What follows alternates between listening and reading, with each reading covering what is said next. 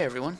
Alright, I'm just going to place some blocking volumes and then I'm going to talk about what I've got here and then I'm going to do a few other things. I'm going to go over my most recent Steemit posts and everything like that. So basically, the blocking volume, or or rather, a better way to explain this is these prevent the player from getting outside of the map, which right now is not currently possible. But later on, the player does get access to jetpacks and super jumps and stuff like that. So like for right now, it's just a good idea to start planning ahead and making sure that the player is not going to be able to like just jump out of the level like so many players love to do. um, so yeah, I'm just going to do that real quick. This is it shouldn't take too long. Really, I just gotta go, what is that, like 3,000 maybe? Have this going to like 3,000? This might look like a weird thing that I'm doing, but this is actually pretty common.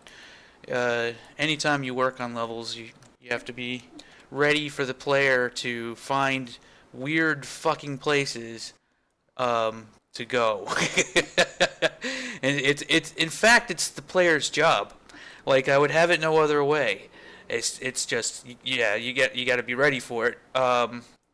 Never underestimate the power of somebody who has a jump button, because they're gonna use it, and it's gonna be terrible if you're not ready for it.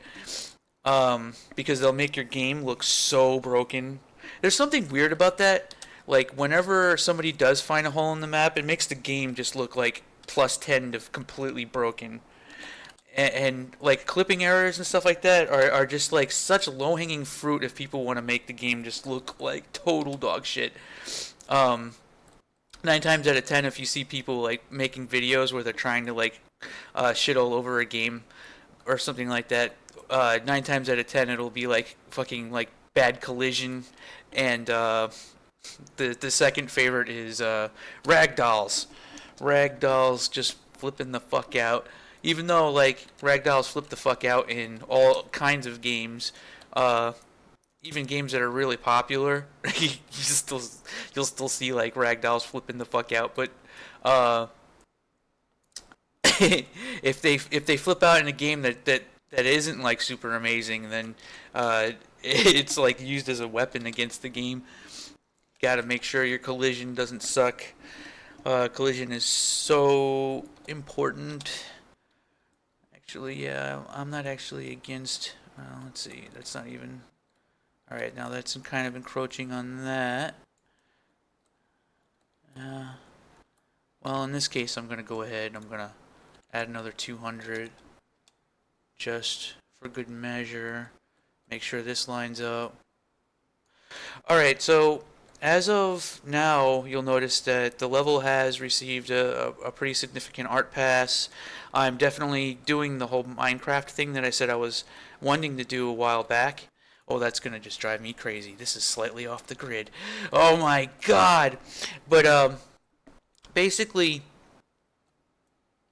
uh, when I was working on the game a while back, I said that I would be doing a type of Minecraft style art, art style to the game. And for the most part, it's kind of become more about voxels, but the Minecraft stuff still has its place. I actually really like this. All right, so this level has received a basic art pass. This is the first art pass. It's still going to be missing a sky material. Like, I'm not sure exactly what to do with the sky, but the lighting is much improved. There's stuff here. I still need to do a light fixture. I'm going to be doing a lot of work to the game tonight, so like this stuff will be done by the time you're watching this video. But yeah, I got everything in here. Like, it's a little bit flat lighting wise, but the effects are pretty cool. And I don't know if that's actually really that bad of a thing. Um, and I made new light fixtures that actually have like a glowing bit on them, uh, and you probably noticed the little like these things out here. So I am definitely playing around with the like this effect. Now the Forgotten Bulwark is located in front of the dark base, and the dark base is surrounded by a giant wall, and basically oh god, um I'm so sorry for that. I don't know why. Um, so like base bases are everywhere. So this giant wall, basically, there's a door over here that allows you to get in. Here's the other two light fixtures that I created. They're glowing. These are pretty cool. I actually have a blueprint like system set up for these. It's a there's a thing that I've been thinking about doing that will probably be implemented when I do the art pass on the first section of the game. And yes, that is a secret there. Um, is that when you get a progress tag, anytime that variable changes, I'm going to do a test to see if anything in the level matches the progress tag, so that I can actually make events occur, like doors come, like walls opening up and monsters spawning and shit like that, the moment that a progress tag is obtained. So that allows me to do like all kinds of stuff, or like opening paths and stuff like that, sort of dynamically. Um, so that's going to be another thing that's going to be happening. I really like the contrast. See how like this is all blurry and sort of Minecraft like. This kind of stuff to me looks pretty good. I am rambling like majorly, but it's just because there's so many things to talk about. But I really like this, like the landscape, and then you have the Minecraft stuff. This is going to make for really interesting combat spaces. Not necessarily here, but the first level is going to be the next thing that I start arting out, and the first battle area is actually going to be like on terrain like this, and maybe even pools of water and stuff like that too. And once I get that in place, once I art out the first area, I'll be making use of that new scripting thing where it checks for progress tags. So like, I'll actually open the path up as you get the pistol. I'll be opening the path up. Like I might actually start doing a little bit more, but I'm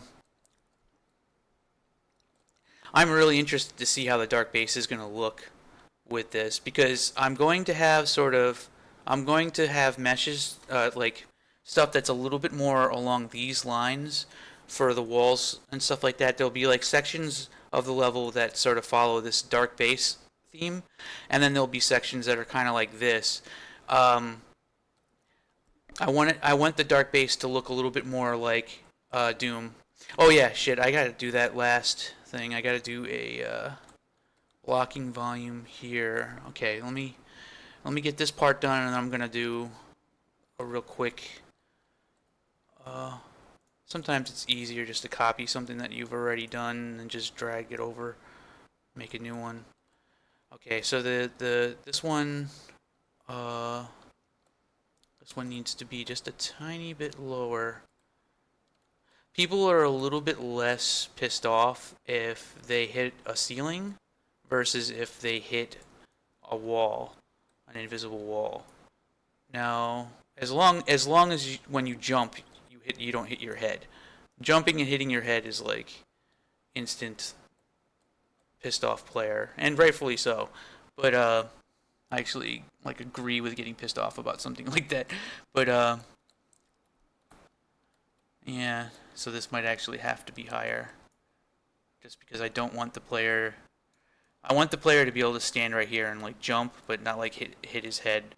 And well, I might actually have to do something different then, because I can't let the player up there. Yeah, I don't want the player to get up here. I don't want the player to even be able to see anything that's a little bit strange.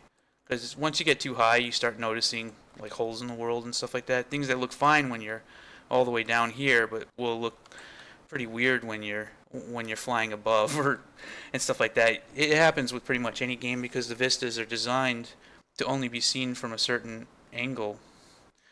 Uh, X is red, isn't it? Okay, yeah, X is red. I think, yeah, I need to have one more 5,000. That should cover it. Eh, just to be safe. Yeah. Okay, so with that, the player can get up on these. So what I'm going to do is I'm just going to make it so the player can't get up on this. And same with this. Uh, it ruins the player a little bit when they get somewhere that they can't actually reach. I can have this though. If I do something like that, that's kind of cool. It still gives you a little bit of something to get up on.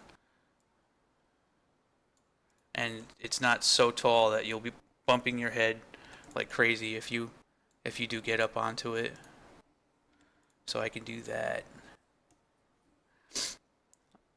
Unlike Minecraft, I actually have. Whoa! What the fuck? I actually have the ability to do things kind of off the grid, which is a pretty cool advantage. All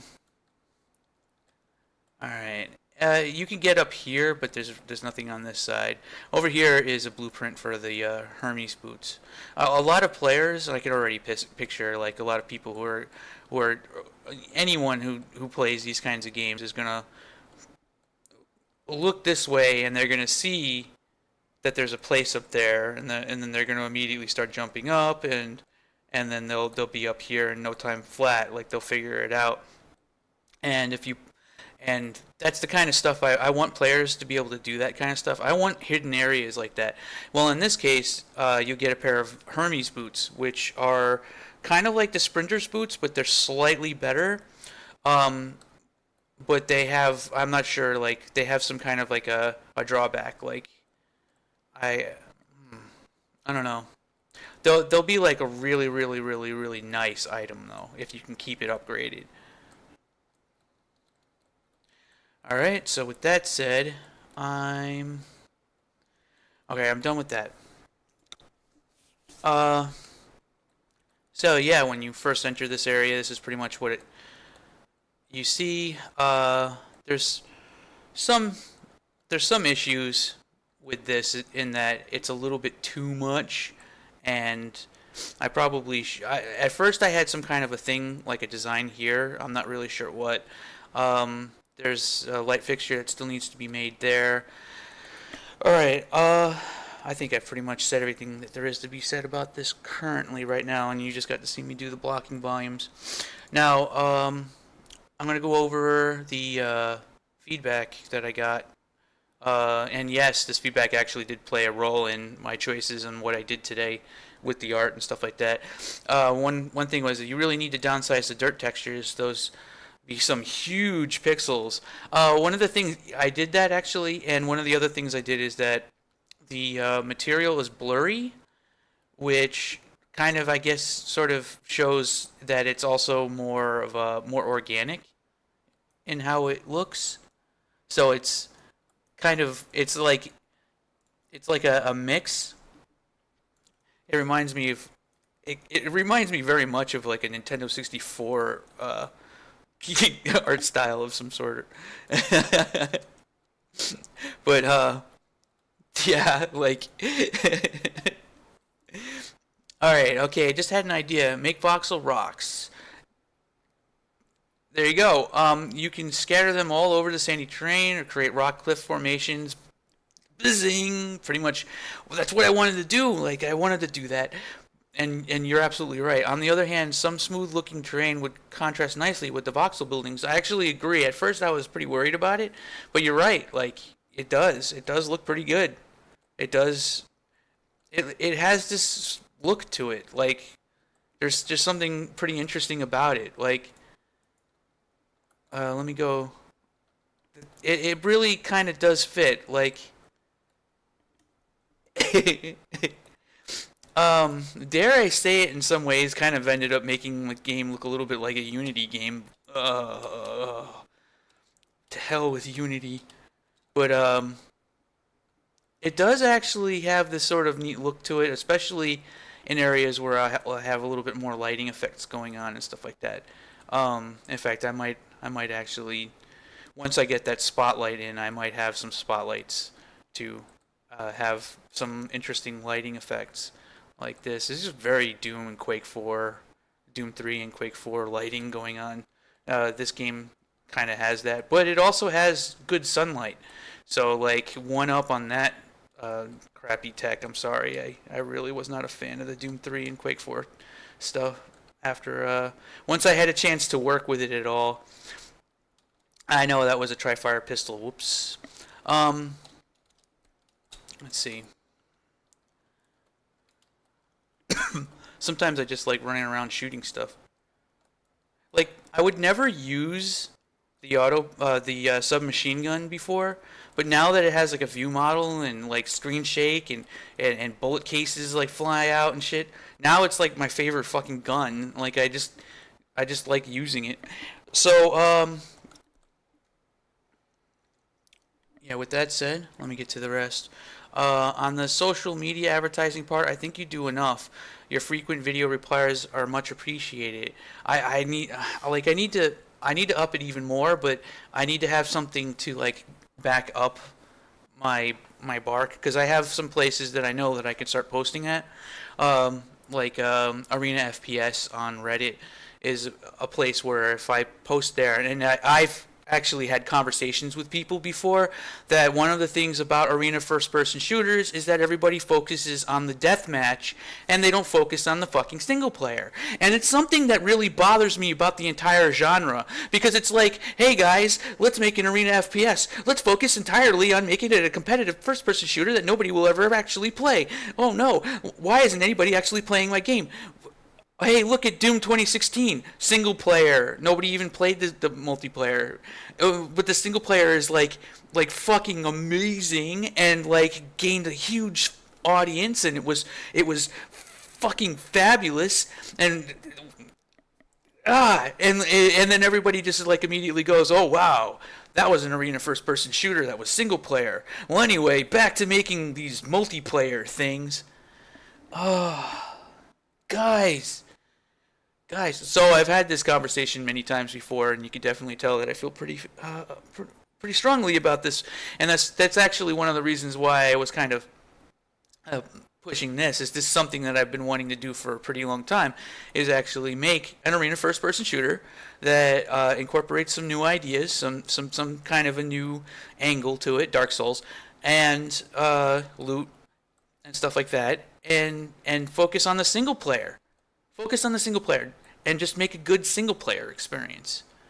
And like then worry about the deathmatch, then worry about the other stuff later on. Like if you don't have an audience, then don't worry about it. But there are way too many arena FPS players out there, developers out there who are just making deathmatch. Like straight deathmatch. Even look at Unreal Tournament 4. They have like one of the best fucking engines for designing a single player campaign. And what do? Squander it fucking entirely. They even have like really like a team, and they're not doing any kind of single player co-op. Nothing. This angers me about the entire fucking genre. Unreal Tournament 4, if it had like Unreals, you remember the first Unreal? If it had single player that was like that, hell yeah. Like, but I guess that's the thing though. If you're looking at everything through the eyes of a AAA developer's goggle, you know, like if you have AAA developer goggles on, then if it doesn't have like, you know, a huge backstory with characters fucking following you around and like scripted sequences, and if it's not Call of Duty or something, then all of a sudden it's not a good game. No, it could just make it like Doom 2016. Even that, you don't even need to go that far. Anyway, rant. Rant, rant, rant. I ranted so much that I'm out of fucking breath. Anyway, I don't even know why I got on that.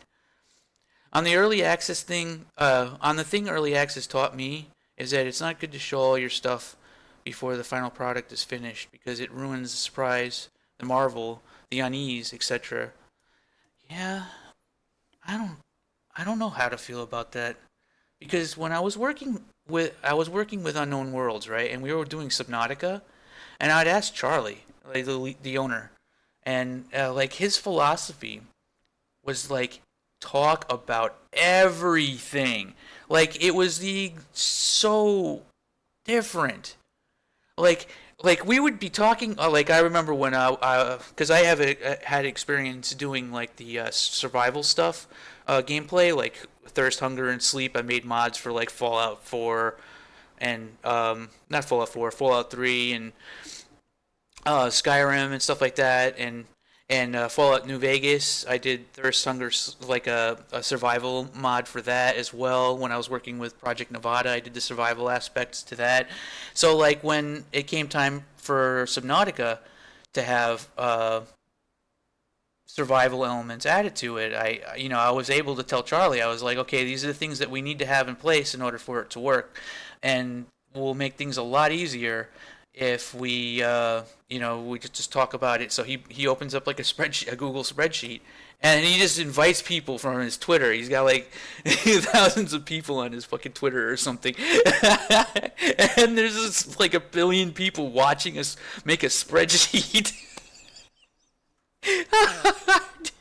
I didn't even. It must have been crazy, but like that blows my mind. That blows my mind. Maybe that is too much. Is it? I don't know. Charlie's been a hell of a lot more successful than I have as far as like the indie development scene. Like the stuff that he's done, like he started off making like a Half-Life mod. Um and it just like it booms and he became pretty successful and now he just makes these games and like Subnautica is also really successful. I think it is. I'm pretty sure it is. I stopped working on it when I went to Digital Extremes, but I'm thinking to myself like as soon as I got to Digital Extremes, it was the entire opposite again. It was like if you say anything, I could probably get in trouble right now just for saying this. That's how like DE is. Oh, all right. This is like 22 minutes. Now to start to think about other forms of art. Now I start to think about other forms of art and what art I like. I like original stuff, and that usually comes from extraordinary people. I love to see some unexpected weirdness, with the only condition attached that it has been worked out and works. Save some energy to actually move. You may make make a mistake and forget things. I don't know if I don't get this to a certain point. Like I don't know. I have to not just prove to other people, but I got to prove to myself that I can get this with art in place, even if I'm missing characters, because I think characters are probably going to be the one thing I'm missing, right? I'll probably be able to get sound. I'll be able to get effects, and the levels will actually look pretty much like this. You know, I'll be able to do that, and it'll be up to the dark base, up to the middle section, the middle half of the dark base where the demo basically ends. Uh, if I don't if I don't get that in place, like it's gonna probably have like a big effect because what I'm doing right now is kind of fucking with things. Like I should just be like trying to immediately find. I should be trying to find work, but I want this to be my work, if that makes any sense. I know that's really crazy, but like if it's possible, even if there's a shred of possibility that I can have, food and shelter as a result of just kicking ass making stuff like this for a while, like constantly adding content, adding more content, making like updated patches. Like one of the things like they did with Terraria that I really liked was you'd hear a new patch and they like add a whole bunch of shit. I want to do that. I want to do that. I fucking want to do that. Like, if I could get this in place as a base where I can continue to just add more content, more levels, more enemies, more fucking guns, more, like more stuff, just keep going. The way the game is set up, you can be level 5,000. You can get all the way up to like level whatever you want. Like, I could potentially keep as long as I can keep making maps and as long as I can keep coming up with original ideas for loot and weapons and features, this thing can go on forever. Like that would be fucking phenomenal. But I have to I have to I have to like prove I have to prove it. I have to prove that the engine's not just gonna like flip out on me because I've had past projects. I've learned the hard way, which is one of the reasons why I was able to get so far right now, is what not to do. Like, there are certain things that if you fuck around with this tech, like if you rename files too often, you can really fuck the engine. Like, you won't even be able to compile it and shit like that. There's a lot of weird things where if you're not careful, you can cause serious problems with the engine. That's why I back everything up on a cloud and everything like that. But like every day, I save everything up and upload it, and it's all backed up constantly. With that said, let me see what the rest he said here, and let's see. I guess that was that. Okay, yeah, and then the very last part. On Steemit, I did some posts. I don't know if people who are seeing these videos know about my Steemit posts, but I am actually making posts that are just focused on Steemit, and they're not videos. They're just me, like, doing things like this. The game I'm working on is finally starting to look like a game, I think. This is when I was, like, pretty excited about, like, getting enough art into the first area, and you can kind of see... that didn't make a difference. And you can kind of see, like, I'm just starting to look at how this looked back then when I made this post, like yesterday. Look at it compared to now. That was yesterday. Now it's this. Anyway, so, god damn it, man, if I can make this my job. Alright, let's see. I updated door graphics. I was just like talking about how like the door is two separate things and I had to make the voxels work together. So I actually had to build the frame, right? And then I built the door. I like cut away all of the frame and then I built the doors within the space that would fit within the frame It was pretty cool. Like I got really lucky. I don't know, like somebody upvoted me. I made $45 for the game is finally starting to look like a game, I think. $45. Like if I can get like all of my posts to produce that much, then I think that's actually like enough to pay rent. But anyway, I don't know if that's going to be remotely possible because a lot of the people who are fans of this kind of stuff probably don't have Steemit accounts. And probably have to wait a couple of weeks because there's a wait to get accounts on this place now. Anyway, so this is when I was talking about the light fixtures and stuff like that, and it's interesting how I'm doing the light fixtures. Well, I mean, I find it interesting, but basically, each of these, there's the base class right here, and it's based on a hierarchy, and if you look in the viewport, you'll see this thing called a light core, and then I just add these onto the light fixtures, which are these glowy things. Now these things don't have shadows or anything like that, and then I put the light there. I haven't exposed any variables to make it so like you can do stuff with it yet, but the functionality is in place where you'd be able to interact. That's part of the scripting thing that I was talking about, being able to like whenever you have a progress tag added, like you grab an item or something, that would cause like a door or lights to turn on or turn off, and then it gets like super dark in an area. Like being able to do stuff like that is kind of the idea. And with that said, what else did I got here? And then I just put this one up. The hub area art pass is in place. Yeah, I'm just missing the light fixture now, and I think it's going to be time to move on. I'm glad I just fixed that. All right, I'm going to go ahead. This is 30 minutes. I'm going to end the video now. Um, and you can see I didn't have the wall in here yet either. But stay tuned for more. I hope you enjoyed. And done.